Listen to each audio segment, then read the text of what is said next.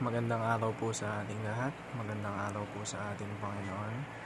At ako nga po pala si John Robin Medina at ngayong araw po ay samahan ninyo akong muling pag-aralan at unawain ang mga salita ng ating Panginoon. Pero bago po ang lahat, tayo po muna ay manalangin. Lord, maraming salamat po sa araw na to na pinagkaloob niyo na ipinagkaloob niyo po sa akin.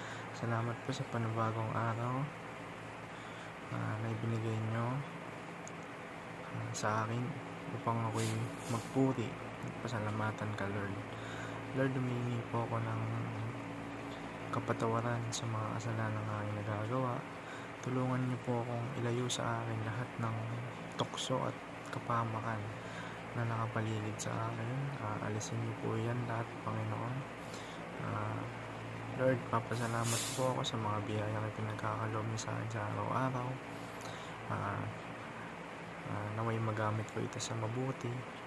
At Lord, bigyan mo po ako ng wisdom at knowledge para mas lalo ko pa pong maunawaan ng mga salita mo, Lord. Tulungan niyo rin po ako, Lord, na may apply ko ito sa aking buhay. At tulungan mo po akong may pamuhay ko ang iyong mga salita. Ang lahat ng ito ay dinadalangin ko sa makapangyarihang pangalan ni Jesus. Amen. At magandang araw sa ating lahat. Ngayong araw, ang topic natin ngayon ay paksang "It is dangerous to abuse God's patience." At ang versikulong pag-aaralan natin ngayon ay ang Habakkuk chapter 1 verse 12 to 13. Ito ay may kinalaman sa reklamo, second complaint ni Prophet Habakkuk.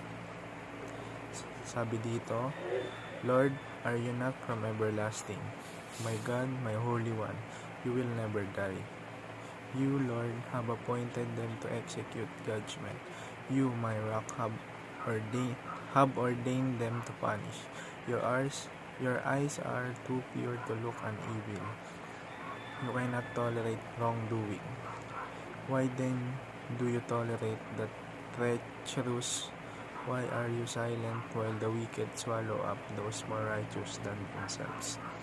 Sa Tagalog naman po, sinabi ni Habakkuk, "O Panginoon, kayo ay Diyos mula pa noon.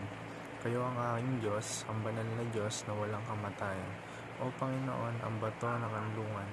Pinili niyo ang mga taga-Babilonya para magparusa sa amin. Dahil banal kayo, hindi niyo matitiis na tingnan ang kasamaan at kaguluhan. Pero bakit niyo hinahayaan ang mga traidor na taga-Babilonya na gawin ito sa amin?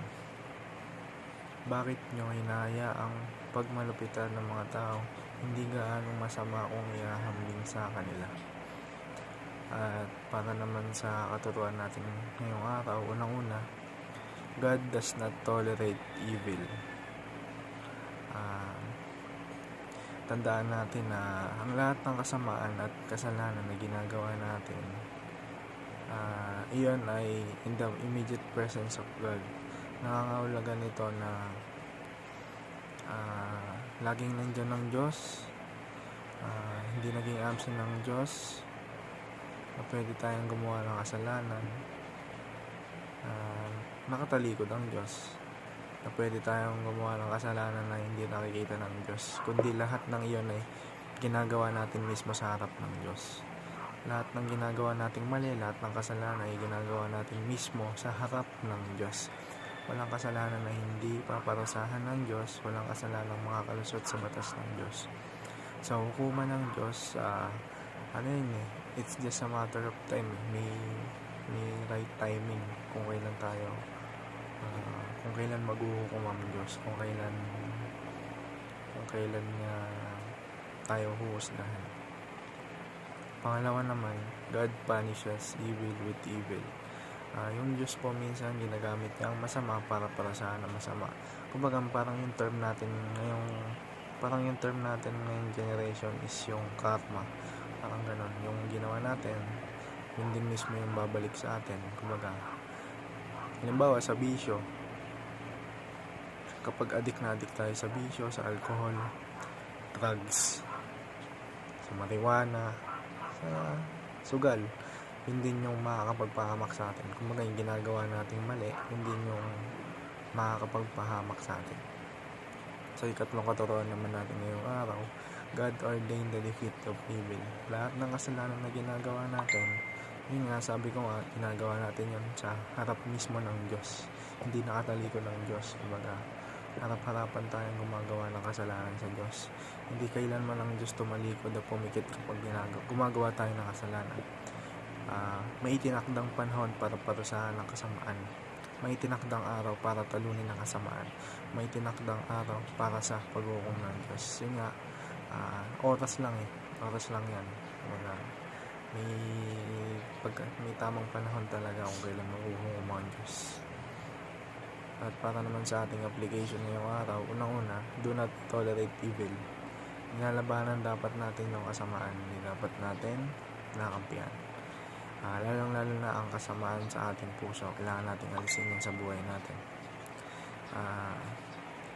Salamat sa Diyos dahil isinugo niya ang Santong Espiritu upang manahan sa atin para magtagumpay tayo laban sa kasamaan o sa kasalanan. Sa pangalawa naman, do not abuse God's patience. Magsisi na tayo sa mga kasalanan natin. Talikuran na natin yung mga pagkakamaling nagawa natin. Huwag na natin hintayin pa yung oras na Diyos na mismo ang kumilos, ang siya mismo magpaparusa sa atin.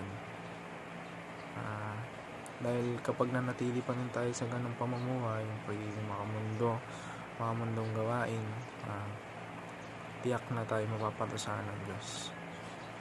Sa ikatlo naman, do not wait for God's discipline. Iba ang Diyos magdisiplina, masakit magdisiplina ang Panginoon, hindi nabibiro ang Panginoon. Walang nakakalusot. Kung sa batas ng tao may nakakalusot, pero sa batas ng Panginoon, walang nakakalusot sa batas ng Panginoon.